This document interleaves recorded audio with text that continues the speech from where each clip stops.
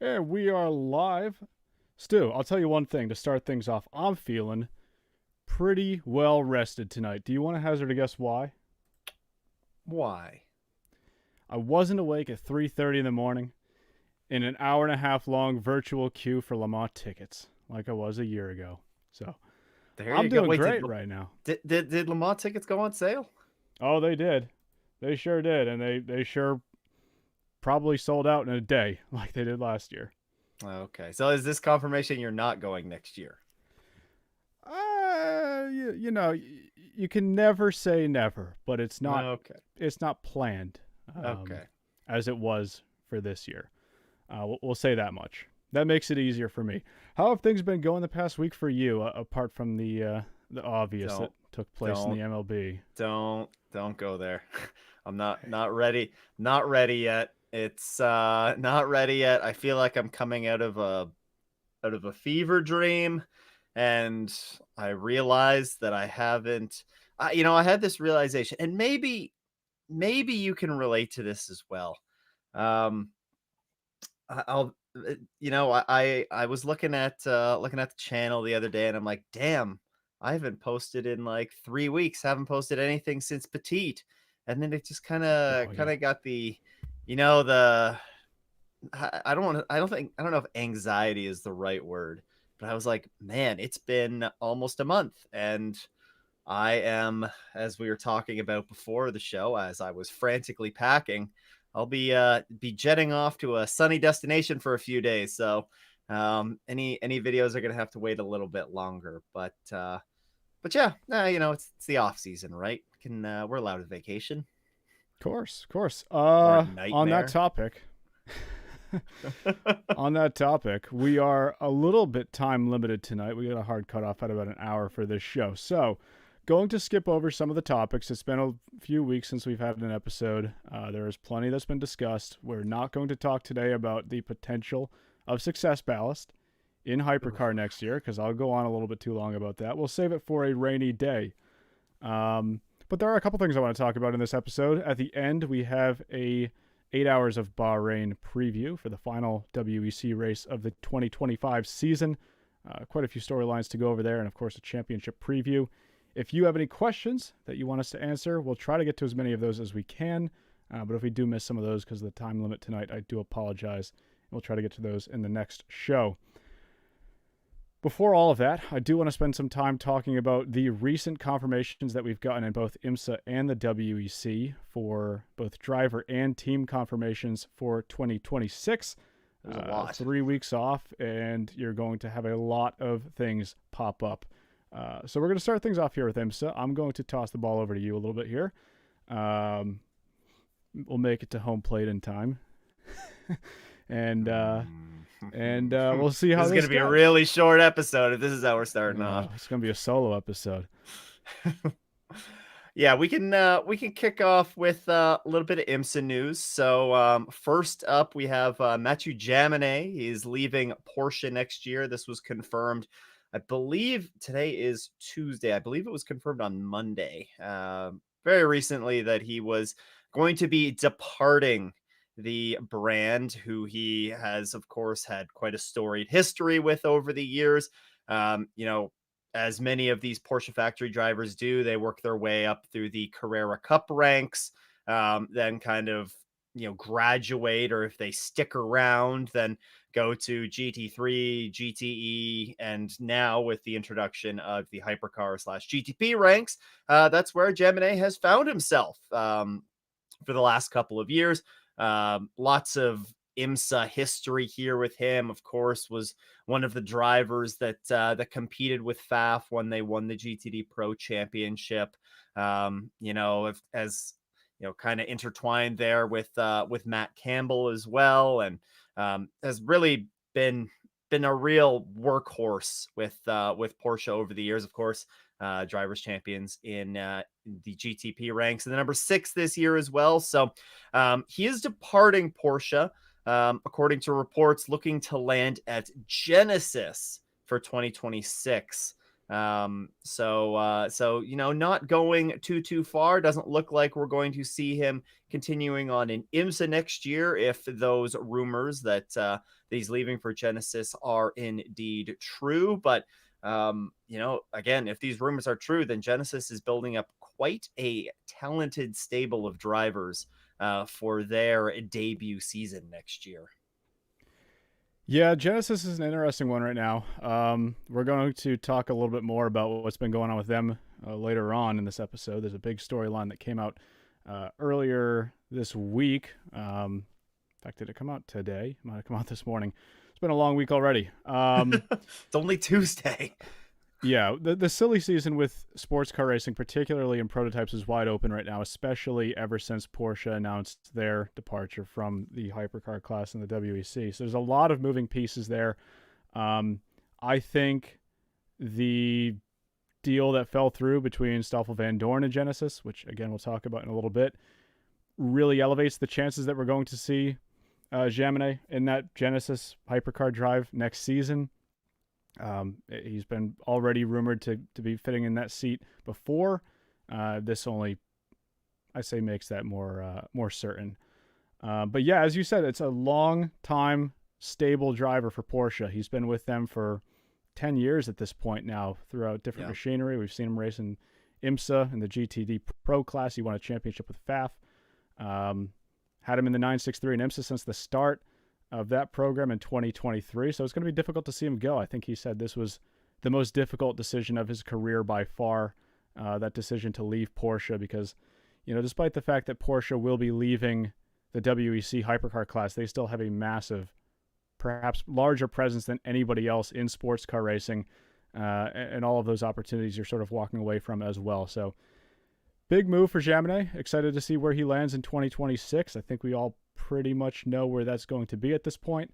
And looking forward to seeing what he can do continuing in prototypes.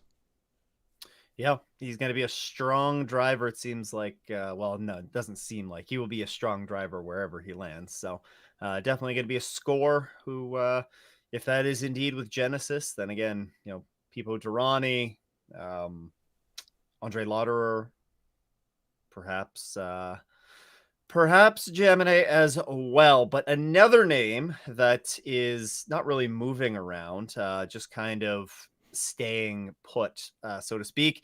Colton Herta is confirmed in the number 40 Wayne Taylor Racing Cadillac for the 3 long rounds of the season. So not the 6-hour rounds, but for Daytona, Sebring, and Motul Petit Le Mans.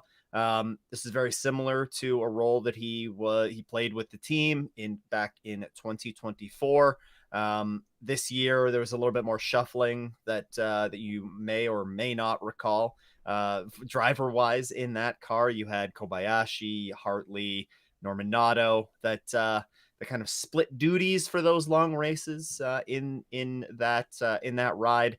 And of course, kind of important to remember in all of this that with Herta no longer being in IndyCar, he's going to be taking on the F2 ranks next year, partnering, of course, or teaming up with the Cadillac Formula One team. So lots going on there for Colton Herta, but good that we'll see him continue on the IMSA grid. Definitely, one of those drivers that certainly attracts different, maybe an audience that doesn't always watch an IMSA race. Definitely a very popular driver in the US and, various other motorsports. I mean, IndyCar has, of course, been the big one.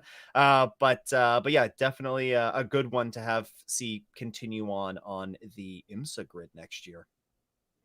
Yeah, well versed in a lot of machinery in recent years over in different categories of racing. We saw him race in LMP2 a couple times at Daytona. Yeah, we saw him race those 3 races, as you mentioned, in the Acura with Wayne Taylor Racing back in 2024. This will be his first time racing in the Cadillac, though. So, again, capable driver. We've seen what he's been able to do so far. I'd love to see if he's able to slot into something at the 24 Hours of Le Mans with Cadillac. I think that'd be great to see as well. yep. He's, of course, mentioned it's on the bucket list for him, but we'll see how the cards stack up. I think, is there even a clash next year with Le Mans and F2? Ooh, Spanish Grand Prix, maybe. Does F2 race at the I, Spanish Grand Prix? I it's a have good no idea. question. I think they do it. I Someone, think they do a lot of the European rounds, so there yeah, probably is a clash. somebody would have to tell me. But would be great to see him tackle that race if the opportunity arises. Yeah, not whole lot else to say about that one though. No, just a good name to see continuing on. And we do have another big name, like literally a long name, that is returning to the IMSA grid next year after a bit of a hiatus.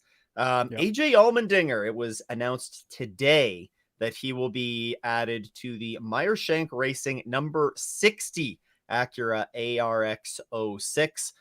So of course, AJ Allmendinger has been, you know, competing in IMSA for years, going back to the DPI days, the Daytona prototype days. He's had a long history in IMSA and recently with Meyershank Racing as well. But his last IMSA outing was in 2021. So it's been a few years. Back, of course, that was DPI machinery. Hasn't raced this GTP machinery. Just been focused on his full-time NASCAR career. So a good name to see back on the grid. Some nostalgia for fans of, whether it's, I mean, way back when they won the Rolex 24 back in the day. I believe that was with Meyershank Racing too, Yep. correct? 2012. Yeah. So back in the day, kind of getting the band back together once again, and yeah, just been a name that's kind of an iconic one on the IMSA grid, and good to see come back to us, even if it is just for a single race. And honestly, I was a bit surprised seeing that. I was not expecting AJ Allmendinger to be back in IMSA machinery anytime soon. But hey, it's certainly a pleasant surprise. Yeah, it's definitely an interesting one. I put my hand up and say I completely forgot that he raced in DPI in 2021 at the Rolex that year. So I thought his last time in a prototype would have been 2016 when Shank ran the Ligier P2 car. Of course, it was the top prototype class at the time. But no, I mean he did race with them in the ARX 05 in DPI. Would have been 5 years ago next year.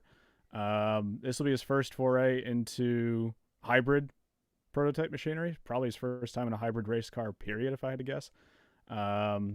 Drives quite a bit different from a DPI car, but I guess if you want any consolation, it probably drives more similarly to the NASCAR Cup car that he's used to driving than that DPI car would have been. Not that they're really on the same playing field at all. But yeah, a surprising one, like you said. I was quite interested to hear this one. I wonder. It's interesting. Like Allmendinger has had a long career in NASCAR now, but he's almost certainly approaching, the last couple of years you would think of his career there. I wonder if he's, this return to IMSA and, trying, getting, even if it is just one race, maybe trying to, prove that he is still a very capable driver in this machinery, and maybe try and set up something for maybe not even maybe not even next year or the year after that, but a couple years down the line, try and increase the IMSA presence as well, to return to the grid in more of a full season capacity. Just something that came off the top of my head. Could be absolute bogus, silly stew thoughts, but I mean, it would be interesting. He's competed in IMSA for a long time, so yeah, good to see him back on the grid at Daytona. Could be, Uh, but it also could be, we've seen drivers at Daytona, especially North American drivers who are racing in IndyCar, NASCAR, love to try to compete in the 24. And especially if you have a chance to compete for the overall win, that's a bucket list item for a lot of those drivers. We've seen Kyle Larson do this. We saw Chase Elliott do it with Action Express. Jeff Gordon, of course, got that win back in 2017 with Wayne Taylor Racing. So I personally see it more as sort of that, take the opportunity when it comes up. yeah, Meyershank Racing is a very strong team in IMSA competition. They're going to be a favorite for the win of that race. If you're AJ Allmendinger, why not try to go for two? it's fair. It's fair. We'll see if anything ends up anything more comes of it, or maybe AJ doesn't like the GTP car and doesn't want to come back. Who knows? Hopefully, he has more fun than he has in NASCAR recently. I was gonna say, yeah, he's not exactly competing with a top-notch team over there. So, um, there is also some LMP2 news to talk about. Like we said off the top, it's been a very packed news cycle for IMSA. There's multiple pieces of LMP2 news. First off, Ollie Jarvis is going to be joining John Field for the full season. LMP2 calendar with the 37 Intersport Racing car. He's going to be joined by Seth Lucas for the Michelin Endurance Cup races, and then Job van Aert is going to be joining the team at the Rolex. Kind of funny that you have a Michelin Endurance Cup driver when there's really only two other races other than those Michelin Endurance Cup rounds. I think just Road America and CTMP. I guess maybe. Oh, I guess it'll be Indy next year, and CTMP will be the full Yeah. 4-car sprint races. But yeah, so we do have some LMP2 driver announcement news. Seth Lucas, of course, kind of had his season cut short. He was in the Korthoff Mercedes in GTD, but does have previous experience in LMP2 ranks with. Oh, there was the Danish team that always blasted music in the paddock. High Uh, class. High class racing. Yes, exactly. I think they're Danish, right? I, Yeah. I I didn't know think they so. Yeah. blasted music in the paddock. That's Oh some yeah, lore I wasn't familiar with. yeah. Every time walking past their their little awning, there was always some music blasting out of there. So I think they had a good time. But that's not the only LMP2 news that we've heard this week. Matthias Beck, if I'm pronouncing that right, I think I'm close, is jumping into the TDS Racing LMP2 entry. Of course, TDS Racing is kind of like a clean slate over there, as Stephen Thomas is taking a step back from competition. So Matthias Beck, he's competed in the ELMS class, and he's going to be joined by bronze driver Toby Lutka. The Shopify CEO raced with Aero Motorsports this past season, and David Hennemeyer Hansen is going to be joining them for the Endurance Cup rounds. Of course, Hennemeyer Hansen was also in that 18 Aero Motorsports entry this past season. So yeah, a strong lineup there at TDS. Any thoughts on those first two pieces of LMP2 news? Yeah, a couple things. Number one, Ollie Jarvis. Every single time you think you've seen the last of him in machinery, he pops up somewhere. Next year, we'll be seeing him full time in LMP2. Don't need to speak to his credentials in IMSA. He's a very experienced driver. We'd be here for the rest of the episode. Yeah, across DPI, GTP, now racing in LMP2. That's a very strong signing for Intersport as they make their return for the first time since like 2010, 2009, somewhere back there. Excited to see what that lineup's able to do next year. That'll be a fun one. Also, TDS, like, is there a better LMP2 lineup at IMSA off the top of my head right now for next season than TDS? I think you're close with Matthias Besch. That's how I would say it. He's coming over from a full season with TDS in the ELMS, as you mentioned. David Hennemeyer Hansen, one of the most experienced, we'll call them gentleman drivers in the LMP2 ranks across both WEC and ELMS and IMSA. He's been around for over a decade at this point. You add on Toby to that lineup as well. I think that's a very strong lineup for LMP2. And, not going to say anything more than that right now. I'm not going to say that, look at them to be a championship contender, but I do think that's going to be an entry I look at a lot next year. Yeah, that's where I feel like as the offseason goes on and we hear more of these full season lineups, we're just going to be, oh, wow, that's another really strong lineup in LMP2 because, ladies and gentlemen, as much as we may poo-poo on LMP2 a little bit, there are some very, very strong driver lineups in that class. And it's really shaping up to be no different next year. And that also carries over to the Pratt Miller Motorsports LMP2 entry. So, of course, both of them will, Pratt Miller will be again competing in LMP2 and GTD Pro. In LMP2, it is going to be I think it's Manuel Espirito Santo. Close enough, perhaps. I'll give it to you. Give it to me. I'll take whatever I can get. He's going to be competing in all of the Michelin Endurance Cup races.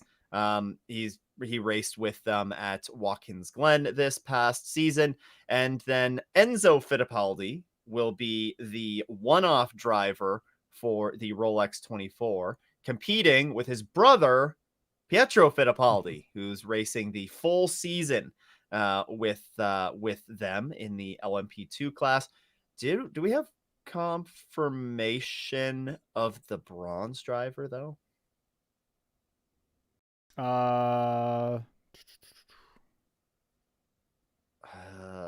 Because they Wait a minute. No, it's an unchanged lineup. So it was.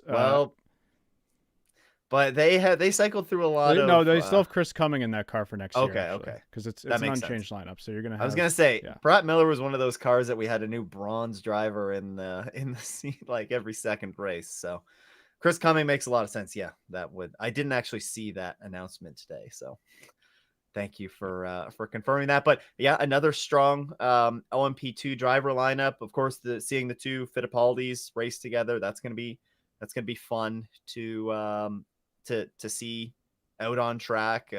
Another strong driver lineup. Do you have any thoughts on that lineup for us?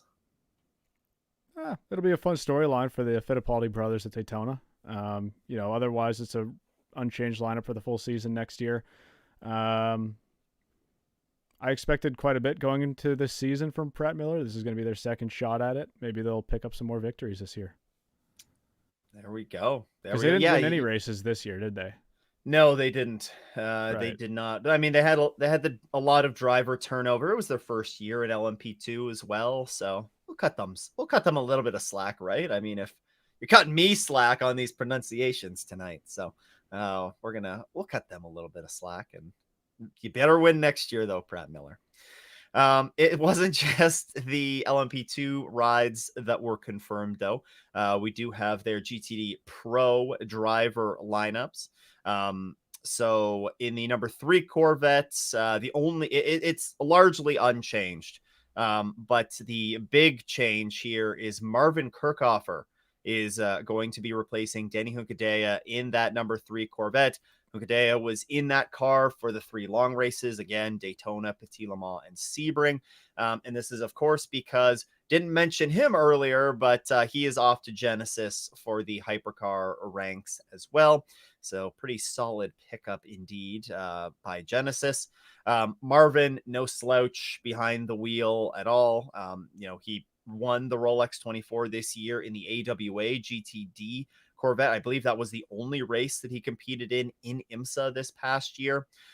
He's still going to remain a McLaren factory driver through all of this. So I guess that has to essentially confirm that we're not going to get any of those rumored McLarens on the grid. I think it was Paul Miller Racing and Team RLL, I believe, that were in sort of the discussions there. So still haven't heard anything additional on that front, but I think this probably blows any McLaren chances dead. And of course, he has competed in a full season in IMSA in the GTD Pro class. That was a couple of years ago when he was a part of the very not competitive FAF McLaren entry. So hopefully a little bit, definitely hopping into one of the best cars on the grid here, especially for those Endurance Cup rounds. And then finally, our last piece of IMSA driver news that has been released so far, although the way that these have been coming out, there's probably been more confirmed since we started the show. Felipe Fraga, Sheena Monk, and Jensen Altzman are confirmed for the Myers Riley Motorsports Mustang GTD entry in 2026. So Sheena Monk returns to the grid. That is something that you love to see. Another driver that's going to be competing for the Bob Akin Award and that Le Mans invite. Of course, not a great start to the year that she had with Triarci. Yeah, going to be joining the Mustang gang. Actually, a return to a Mustang for her, I believe. I believe they competed in No, because she one. raced with Gradient when they were still with Acura, unless you're talking about another series. No, I think it was in the Pilot Challenge. I think there was Oh, the okay. JG Wentworth. I believe I remember a green Mustang in their final season in the Pilot Challenge. They switched from the McLaren. So has competed in a Ford before, going to return to a Ford.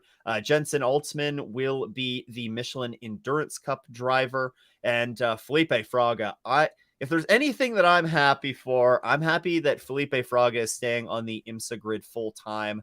I do think that I think he was one of the best, maybe a little bit underrated of the LMP2 drivers last year. So good to see that he's going to be sticking around on the grid. Of course, the strong connection to Riley and from the Gar Robinson era over there. So yeah, there's some strong lineups here in GTD Pro and GTD.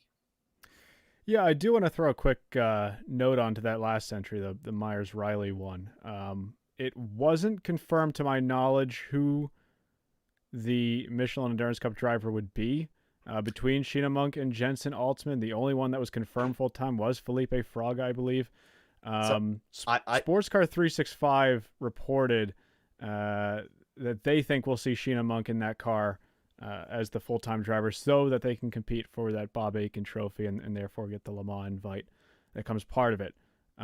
Still waiting on I a possible fourth driver to be confirmed for the Rolex as well, but I interrupted you a few times. It sounds like you have No, something I to was add trying on to it. interrupt you. So, I saw an Instagram post from Jensen Altzman confirming he is competing for the Michelin Endurance Cup races. There you go. That's So, why we work as a duo here, okay? I'm going to try to correct you. You're going to correct me. And in as the long end, as we'll get it the together. puzzle all comes together, right? That's all that That's right. matters. That's what we're here for. Yeah, a lot going on there in the IMSA ranks. We're going to see more, as you said, in the offseason, especially as we get closer to the Daytona 24. We don't even have hardly the start of the picture of what the full entry list is going to look like for the Oh yeah. Rolex 24. So still plenty to talk about as we continue through the IMSA offseason. I'm going to shift gears here. I'm going to talk a little bit about the World Endurance Championship. Don't want to spend too much time about it because we do have that hard cutoff in about a half hour. Garage 59, first of all, talking about a team here that will be stepping up to the LMGT3 class next year, or I guess adding on to their additional or to their current McLaren GT3 racing programs that they do over in Europe, which is mainly GT World Challenge and GT Open, I believe. GT World Challenge Europe, I should say. They'll be taking over from United Autosport, who will be stepping aside next year to focus on development of the LMDH hypercar that will be debuting in 2027. I guess not a whole lot to say about that for me right now. It came as a little bit of a surprise, but it also makes a whole lot of sense once you realize the position that United is in right now. They have a lot of drivers that are going to be joining that program over the next 12 months, but even earlier than that, we have a lot of drivers that are already slated to be joining that program who they'll want to get up to speed. They're going to be doing some on-track testing with that LMDH car, probably some point next summer starting. So it makes sense for them to step aside from the LMGT3 program, hand it over to a team that has a ton of experience racing McLarens as a customer team. And I think that'll be pretty successful next year. Yeah, I think I saw an article today that said the McLaren is expected to start sort of their on-track testing program in Q1 of next year. So, you do really need additional crew and things like that to be able to support such an important rollout like that. So maybe stepping back from the LMGT3 ranks and focusing on, of course, they're still going to have that IMSA presence in a full season capacity here, and their other racing racing endeavors. Are they in ELMS as well? Yeah, yeah, they'll still Okay. be in the ELMS next year as well. It's only the WEC program that's getting sidelined. Okay, so they'll have plenty to focus on next year. So yeah, Yeah. kind of makes sense at the end of the day. Yep. Also, a confirmation on the driver front was that of Antonio Felix da Costa joining Alpine. We had talked about this one a little over a month back. He was rumored at the time to be joining that team from really a sort of non-full-time ride this year, shuffling across a couple different teams. He, of course, raced with Jota in their 963 back when that was racing. And more recently spent some time over in Formula E, but he has departed from Porsche's Formula E program. He'll be joining Alpine next year. Highly expected that he'll be replacing Paul-Loup Chatin, who's also another driver slated to join that Genesis program. We're still not sure what to expect with Mick Schumacher. He's been sort of on the fence recently. He had that test with... No, not Prema. Who did he test with in IndyCar? Is it RLL? Yeah, RLL and IndyCar at the Indy Road Course. So we'll see what 2026 brings for him. Otherwise, Alpine driver lineups, I think there's still a couple more questions to be answered there over the offseason, and we'll have to wait and see what their full team looks like for next year. This could be a big season for Alpine as well. You know, we saw them definitely show glimpses and start to put it together last year, and you know, you really could start looking at Alpine as regular, a regular force for the win next year. So these driver lineups with Alpine will be interesting to see how they unfold. Yeah. And now the big one. Now the one that's going to take a lot of time to talk about, but again, we'll try to keep it a little short. Stoffel Vandoorne, in what was, to me, probably one of the largest surprise announcements we're going to get from this silly season, did a complete 180 on his original plans to depart from the Peugeot program and potentially join Genesis next year. He'll be sticking with that 9X8 program, and instead it'll be Jean-Eric Verne who's out of that car come the end of this year. A couple things to note about all of this. It was expected that Vandoorne's final race was going to be the last race out at Fuji, and he was not slated to compete at Bahrain this weekend. Théo Pourchaire was and still is replacing Vandoorne for that race, so you'll not see Stoffel on the grid at Bahrain. The fallout that was noted between Genesis and Stoffel seemed to be tied around Stoffel's desire to still race in Formula E, and Genesis obviously or apparently wasn't thrilled about that, or they wanted him to be fully committed to sports car racing with their program. So there was a disagreement there, and he decided to call off that move over to Genesis.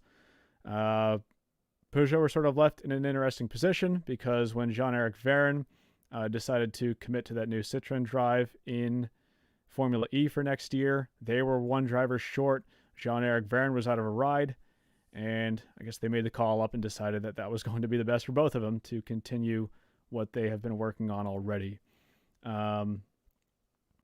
Alongside all of this, of course, Mikkel Jensen was also confirmed to be leaving Peugeot after this season. He's expected to join McLaren's program at some point in the coming weeks/months. We'll get confirmation of that, but quite a bit going on here. The one thing I didn't note is that Jean-Eric Verne will be continuing with the 9X8 program in a development role. They're rumored to be developing their new car for the 2027 season that we've been hearing a lot about recently. So he'll be continuing with them in that capacity. He hasn't departed the team entirely, but an interesting one for sure. Not what I expected to wake up to this morning, seeing that we'll still be seeing Stoffel Vandoorne racing a Peugeot next year, and it seems beyond that potentially as well, after all things recently indicated that he'd be on the way out. I don't think I have a whole lot to add to that. Well, that's fair. That makes it easy for me, I guess. It does. Nailed it. That makes it so I can move things on to our WEC preview of Bahrain, I guess. Ooh. Couple storylines here I want to touch on. As I mentioned, this is going to be the last race, of course, for the 2025 season in the World Endurance Championship. Then you and I are officially both feet into the off season. We're busy here. Especially you're keeping busy. That's why we haven't had a show for a few weeks. I don't know what you were busy with last Tuesday, but I digress.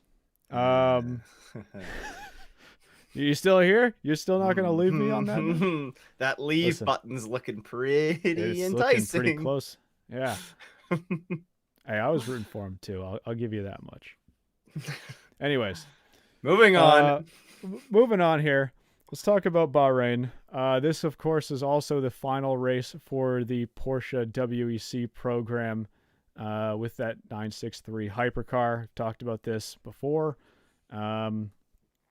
This is a season that's been, let's just say not as successful for Porsche as last year, but they've still been a race-winning team this year. They're still one of the strongest teams in WEC competition right now, and they'll be hoping to leave the championship, I guess, on a high, similar to the way that Audi was able to at Bahrain 9 years ago. Although I suppose if you want to get cynical and look at the balance of performance, you know that that's probably going to be an uphill battle for them this weekend. Couple other things for Porsche this weekend. This will be the debut for Lauren Heinrich in 963 machinery. This is a driver who you and I have both agreed before would be worthy of a step up to a Porsche 963. He's been an extremely strong driver with that AO Racing program over in IMSA. I think you and I on multiple occasions have both agreed that that step up was due at some point. He, of course, also tested the car in IMSA before Road Atlanta a few months back. Potentially a preview of where we'll see him for the 2026 season. Pretty sizable gap now in the Porsche lineup stateside. So, yeah, I think that would be a very well-deserved role. And I'm interested to see how he gets on this weekend. That'll be in the number 5 car. Yeah. Any other comments you want to make about Heinrich specifically? Well, I would say maybe about Porsche was interesting was listening to, I think it was the Weekend Sports Cars a couple of weeks ago, and there was Graham Goodwin was dropping some pretty strong hints about, there things may not be completely dead on that front, but it may be not who we're thinking or not the route that we think things are going to go to potentially the 963 staying on the grid. So I think at this point, we're all crossing our fingers that the 963 finds a way to stay on the WEC grid. And we can see them go for that Le Mans victory, but yeah, maybe stay tuned in. Graham Goodwin is always good at dropping some good nuggets of information that oftentimes don't make it into daily sports car articles. So check out the Weekend Sports Cars as well. Of course, after you're finished listening to the number 1 sports car racing podcast, right? Wow. I wouldn't say that much. No, I mean, Graham loves dropping hints. He loves doing that, especially on the podcast, and generally pretty well informed, at least compared to us, on what's going on behind the scenes. So who knows? Maybe it's not the end of the 963 in WEC competition, but nonetheless, it is certainly the end of factory 963 competition full season for next year. And I guess 24 Hours of Le Mans as well. Whether we see Penske on the grid at Le Mans next year. You know what? You know how Penske can get on the grid at Le Mans next year? I think we've talked about it before, but I'm curious to know. There's an SC63 out there waiting for them. Yeah. Not racing full time. Doesn't matter. Moving on. Had to get the one reference in. Well, once an episode. Talk about Toyota a little bit here. It's going to be a make it or break it for Toyota, I guess. This is their last chance at either a win or a podium in the 2025 season with that GR010. Toyota has podiumed in every single season of the WEC going back to 2012 when they ran that abbreviated schedule. They haven't picked up a podium this year. They haven't picked up a race win Wild. either. In fact, this has been the first winless season for Toyota in the WEC. Do you want to hazard a guess since or when the last season was that Toyota didn't win? Was it 2012? No, it was the last year ending with a 5. 2015, 10 years ago. Oof. They also were beaten by Audi and Porsche in every sinul race. But even in that season, they picked up a 3rd place at Bahrain. So I think this is a track Toyota can be very strong. They have been strong historically here. They've won every single year here since 2017.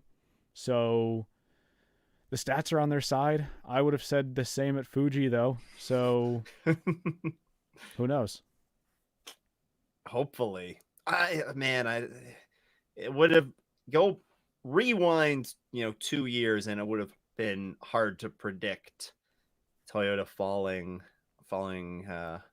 this much in such a short period of time. But I think it's also says a lot about the competition on the grid as well that has really stepped up and have had their hypercar programs mature over the last couple of seasons, perhaps more so than, say, the fall of Toyota. But well, I mean,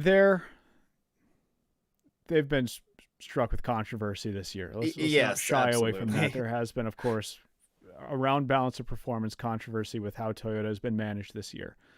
You also can't ignore the fact that it's the oldest car on the grid. Yep. At least in the hypercar class. I guess the Lexus beats it in GT3 so far. Well, and the Mercedes in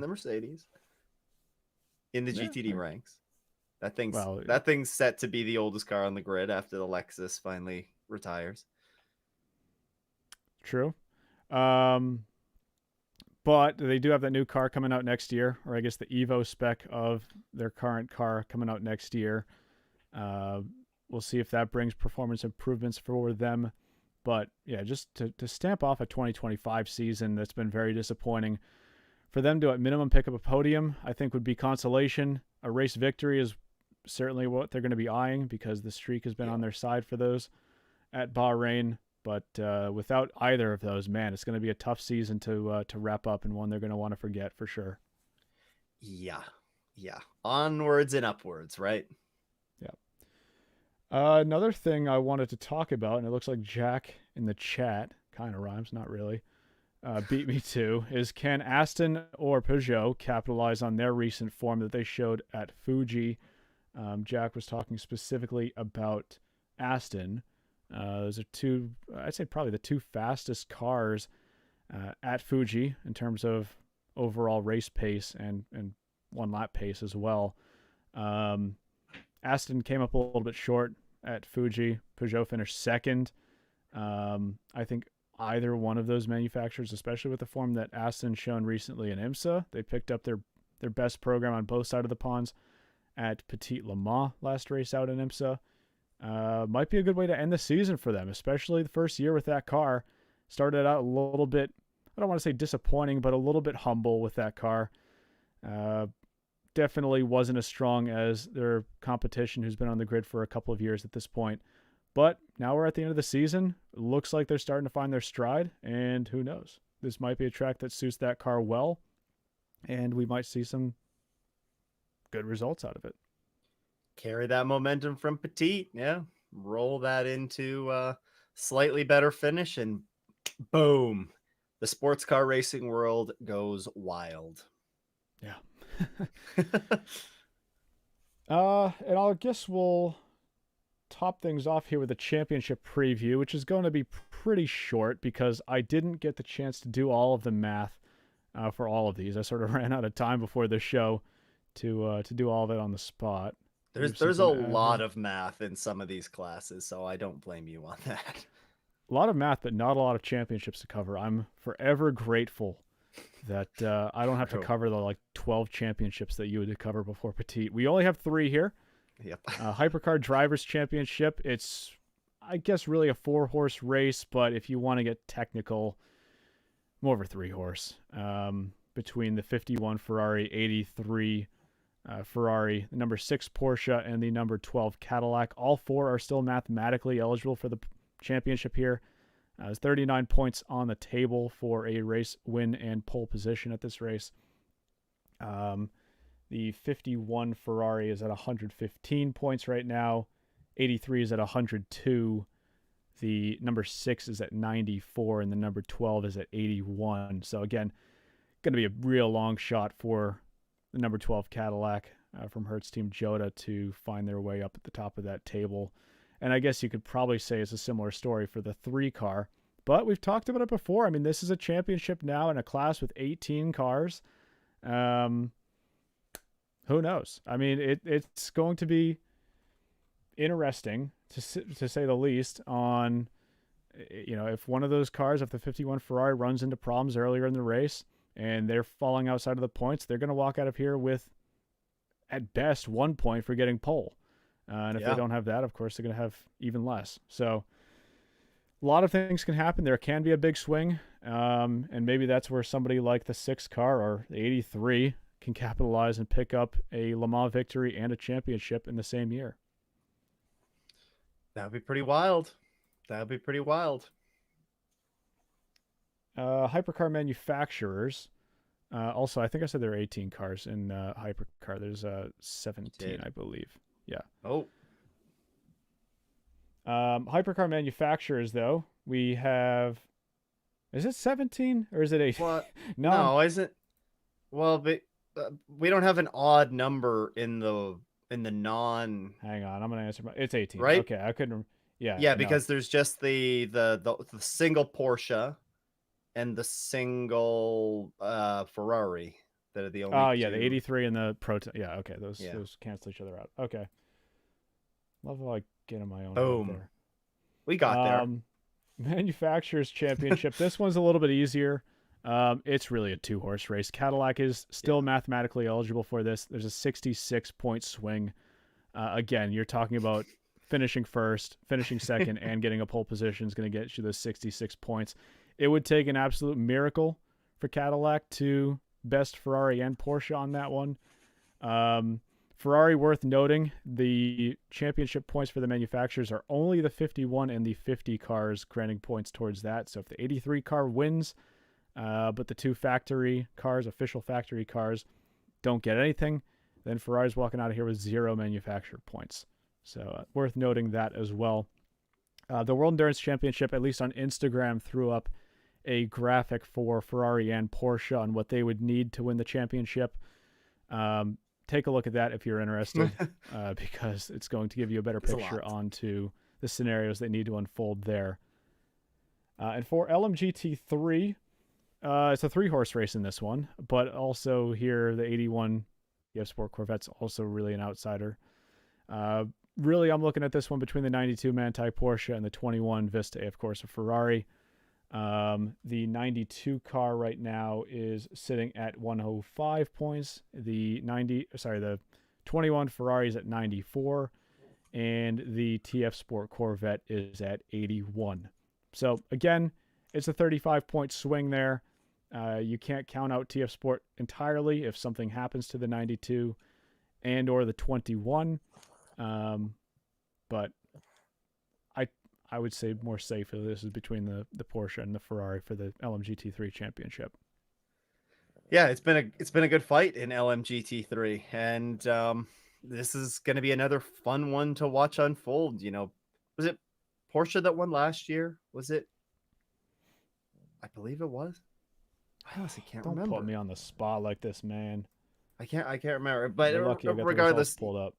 We've had good battles. I love watching the battles in LMGT3.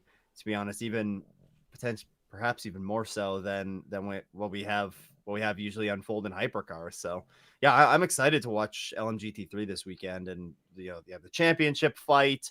There's always new cars that are seemingly every race that pull off a good one and are running towards the front. So I think it's going to be a good fight this weekend. Yeah, it was the 55 Ferrari that won here last year. Again, lucky I have the results pulled up in front of me. It's interesting you made that quick comment about LMGT3, because I was going to talk quickly about Bahrain as a finale. I've said before that I don't love this race as a championship decider. I would have much rather a race like Fuji with the fan attendance that we get at that track. Yeah, And I think true. Fuji is a classic race in the WEC that's put on amazing battles over the years.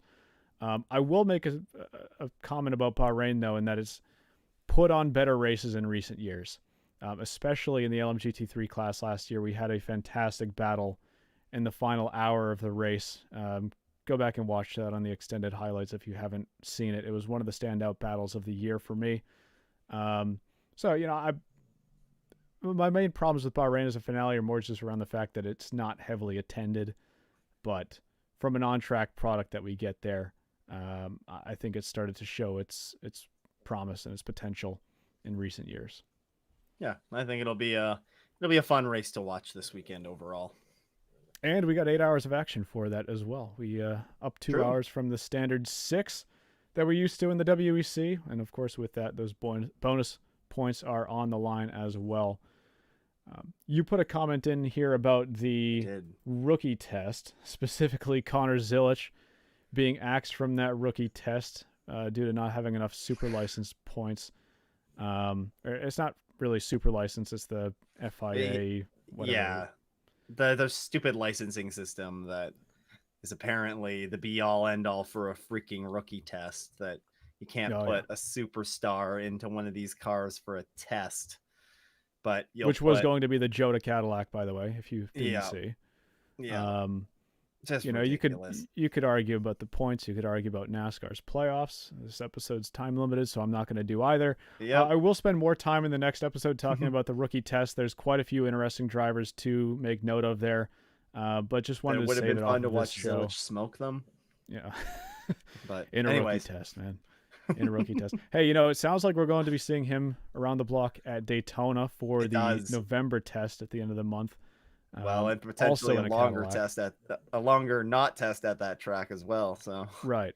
So don't say he's not getting any opportunities with that car. I think we'll have some things to look forward to with Zilic in that Cadillac. But I want it now. I don't want it in a few weeks from now or a few months from now. I want it now.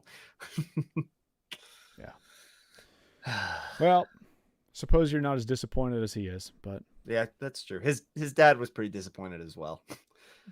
I mean, I would be. Yeah, understandable. Go over to Bahrain and drive a Cadillac V Series R. And, yeah. You know what? Maybe you're not missing out on that much. It'll be in front of single-digit fans at that test. Well, at the test, I mean. Yeah, but there's going to be more than single-digit fans at Daytona.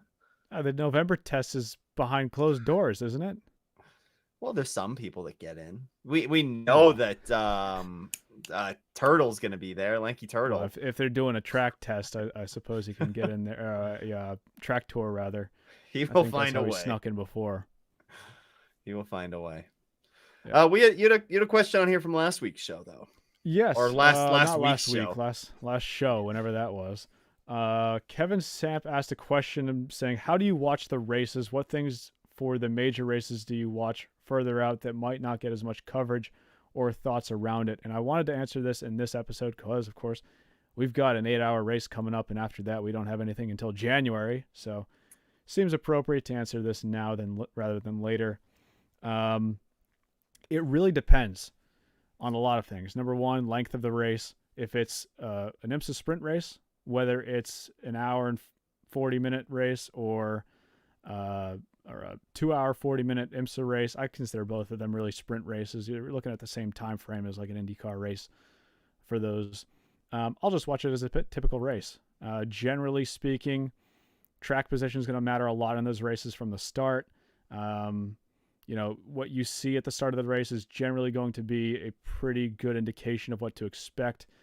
And barring any yellows, which sometimes in IMSA are plentiful, but although not as much recently, you're just looking at a traditional race there. If it's an endurance race, so even a 6-hour race in the WEC up to a 24-hour race, be it at Le Mans, or if I'm talking about a 12-hour at Sebring, I approach it a lot differently. And it depends whether I'm at the track or watching at home. But both of those, I typically, it sounds weird to say, but I don't really pay much attention to the first like 2/3 of the race. And what I mean by that is Yeah. there's a lot to do, especially at the track with a 24-hour endurance race. Um, you know, especially at a track like Le Mans, you got to get out and see different areas of the track. You're going to spend Yep. hours stuck on a bus somewhere, probably. And Daytona as well. There's so much time to walk around the infield, see what's going on around the campgrounds. Middle of the night hours uh, are entirely about survival in those endurance Yeah. races. So even if I'm watching at home, I'm concerned about who's surviving the race. You can have nobody's race is going to be won in the middle of the night for an endurance race, but a lot of people's races can be ended. And so I'm looking out for the big accidents like we saw at Daytona this year that wiped out a few really strong teams. But otherwise, I'm not as invested in the live timing aspect of things, the pit strategy, all of those things until the final few hours of the race, because that's when those things really start to pop up. You'll already have a pretty good idea of who's where on pace, who's where on strategy. And at that point, as long as the race stays green until the end, uh, you're already going to have a good idea as to how the race will probably unfold. And you can see that when I was watching the end of Petit Le Mans with you. I had the live timing pulled up, looking at sector times, looking at pit times, Yeah. all of those things I wouldn't do earlier in the race.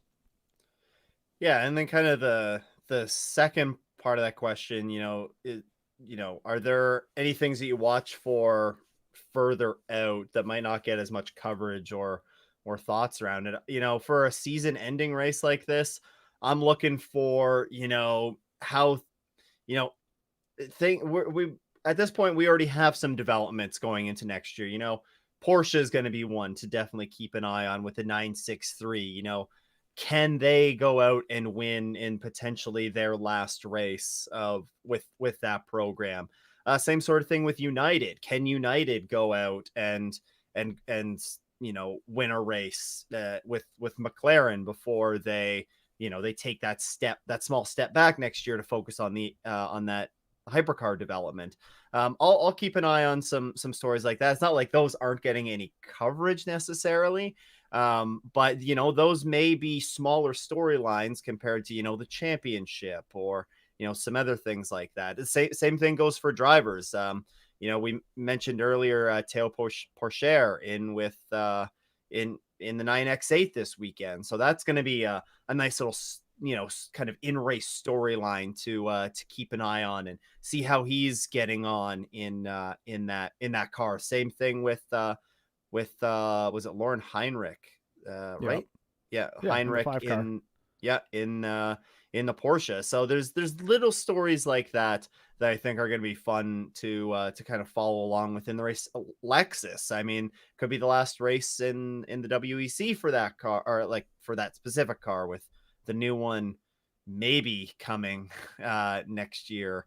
If I don't think that's been confirmed yet either. So yeah, lots of little storylines like that that I find enjoyable to keep an eye on in the race as well. But maybe the broadcast team is probably going to mention at some point during the race, but they're not going to be keeping up on those stories, with hourly updates or anything like that over the course of a long race like this. Yeah, I think you covered a lot of it there. This is an ever-changing landscape in sports car racing. We have Mm-hmm. new teams joining, leaving. We have new manufacturers coming in. We've had more new manufacturers, especially in top class racing, than we have since the 1990s in sports car racing right now. So there's a whole lot to keep your eyes on with new teams that are coming, new manufacturers and teams that are coming into the sport. New drivers that are getting shuffled around as well. Those are the sort of storylines that I keep an eye out for the most.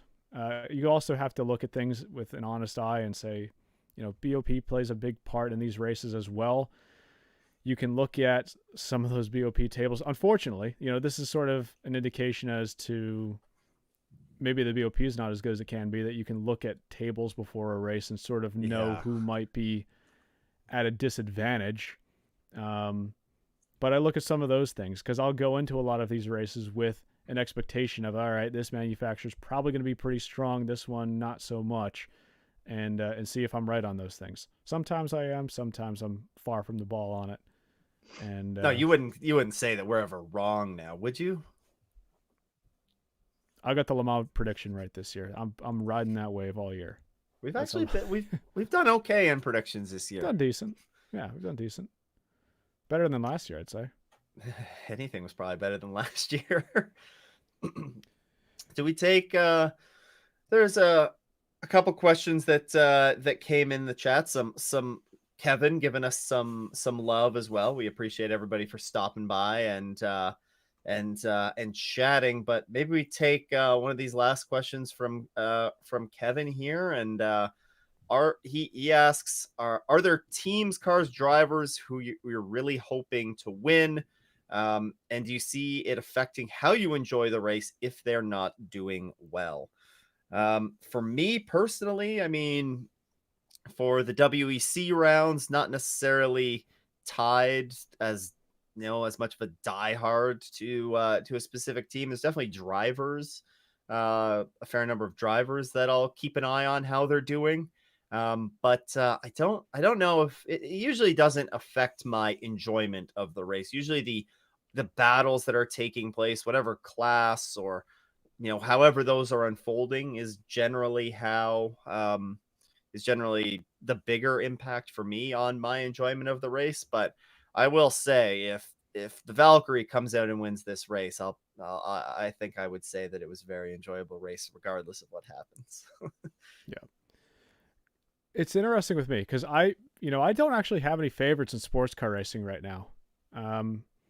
If you talked to me 10 years ago, I was a ride or die Audi LMP1 fan. I mean, I would be invested in how they did in qualifying, if they were losing races. If we had a podcast the day after Audi got stripped of the 2016 6 Hours of Silverstone win, I would have been livid on this show. I also sort of followed Mazda to a point because of that connection with Yost for a while. Sort of rode the end of that program until it died at the end of 2021. Nowadays, though, in sports car racing across the board, generally, I don't really have any favorites. So for me, I'm interested in the product itself. It's, what we're looking at with sports car racing right now, especially in the prototype ranks, is leaps and bounds better than it was 5 years ago. And that's the way I'm looking at these races. I'm here to see good on-track battles. I'm trying to look at it with, an open perspective. I'm not really concerned about who's winning this race or that race. I will say there are certain situations where I do, quietly have a favorite. And I don't, I'm not obligated to be impartial. I'm a fan at the end of the day. I'm not a member of the working media, as much as I'd like to try to imagine that this little thing we got going on here is something.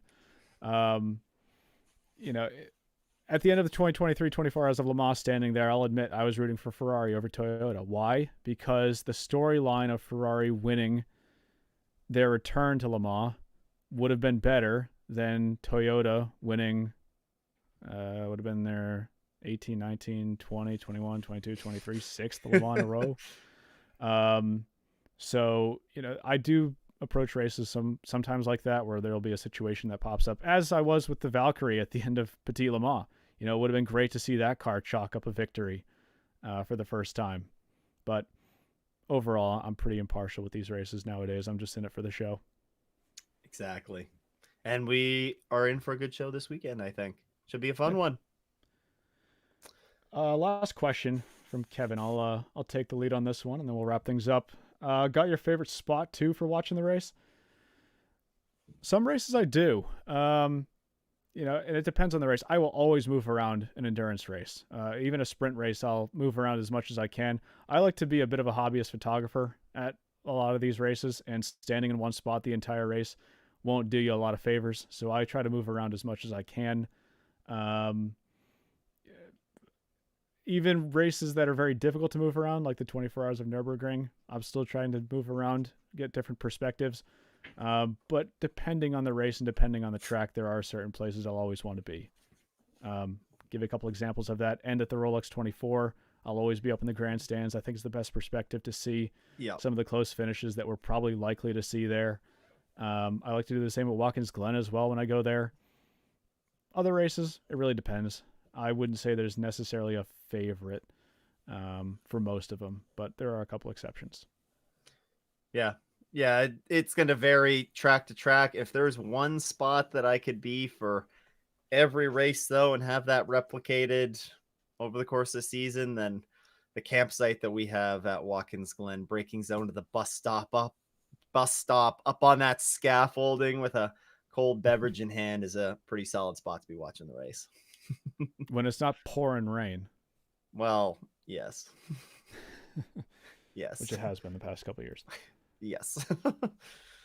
All right. That's all you're going to see from us this week. What do you think, Stu? Next week, Tuesday? Can we commit to that one? Let's play it by ear. All right. We'll try Let's to be here see. some point next week. Because I don't know. I'll hopefully be able to watch the race this weekend, but I'm not sure. Yeah. You'll be somewhere sunny and warm, I presume. If we're not here next week, then we'll catch you at some point in the next couple of weeks for a Bahrain recap. We're going to have the WC rookie test to go over as well. I'm sure we're going to have 20 more driver signings to talk about and plenty of your questions as well. Probably a longer episode next time out. And hope to see you all there. Any closing thoughts from you, man? No closing thoughts, but I guess I'm putting on my Aston Martin Valkyrie hat for the weekend. Go Valkyrie, go get that win. Well, we'll be hoping for a great race at Bahrain, if nothing else. And Yes. whenever we're here to talk about it, hope to see you all there. For now, take care.